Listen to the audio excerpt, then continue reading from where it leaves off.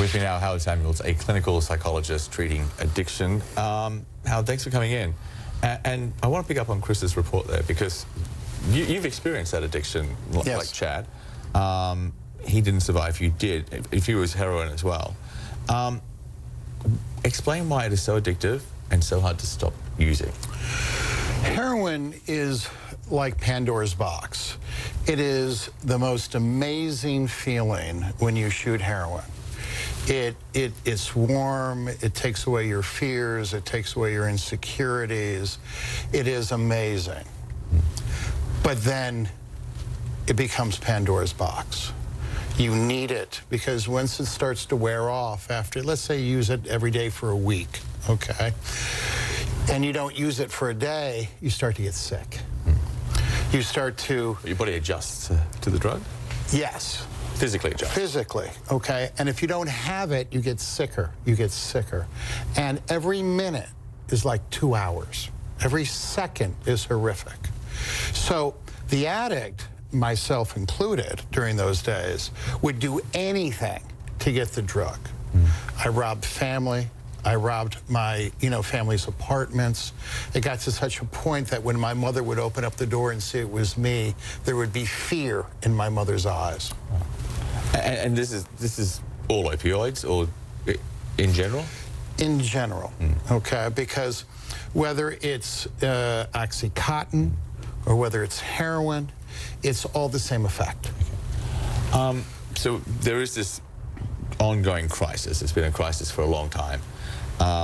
And we had this report from the Washington Post last week about the big drug companies which have been flooding the market with opioids. A congressional committee found this fact, which I thought was astounding, that over a 2-year period, the town of Kermit in West Virginia received almost 9 million opioid pills. Population of Kermit, West Virginia, 400 people. 9 million pills for 400 people.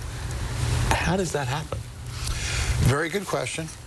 It's the pharmaceutical companies that were dealing Oxycontin at the time.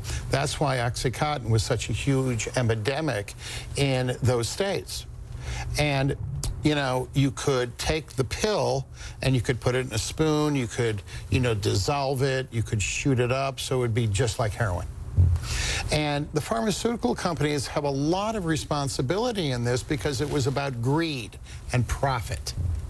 And even when they were selling it to the doctors didn't tell the patients how addictive the drug was. So the doctors had a lot to do with the problem. We'll get to what the national emergency will and will not do in a moment, but this is a long-term problem. And if you look at the lawsuits which are currently underway by a number of states in the US, they believe the big pharmaceutical companies have a responsibility here to try and fix this problem as well. How do you see it? Well, the pharmaceutical companies do have, a lot of issues and responsibility in creating this issue. But you have to understand, 50 years ago when I started shooting heroin in 1968, and I'm clean and sober now 33 years, okay, when I was shooting heroin, I was in Washington, D.C., I was in New York City. Heroin was plentiful in the inner cities.